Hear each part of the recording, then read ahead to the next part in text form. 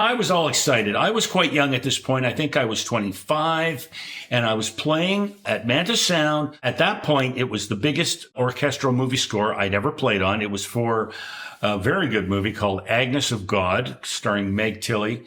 And the composer was the very well-known Georges Delerue.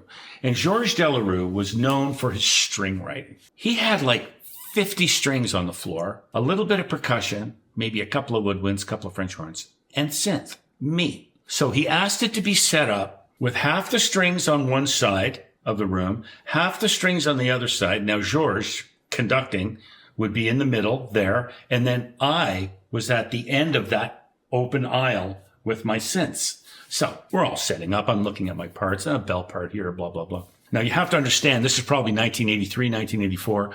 This is kind of near the beginning of synthesizers. So there was still, how shall I say, there was still animosity with string players and orchestral players, worried that guys like me were going to steal their jobs. Well, it kind of happened and it kind of didn't happen. So anyways, I'm all excited. Georges Delerue, he taps his thing and he goes, okay, let's do this. Monsieur synthesizer player. He's French, obviously. Monsieur synthesizer player, from you, I would like to hear like a string sound. And then on both sides of the aisle, 50 heads slowly turned and stared at me with a smug smile on their face. And I'm like, oh, Jesus Christ. Thanks, George. So I go and I bring up my little string sound. You gotta remember, this is 1983. There's no samples, okay? It's all analog. I got my Roland Jupiter 8 there and a DX7.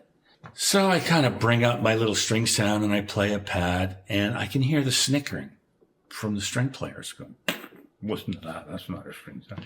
And George goes, that's fine. But anyways, for me, it was a traumatic experience, but I digress.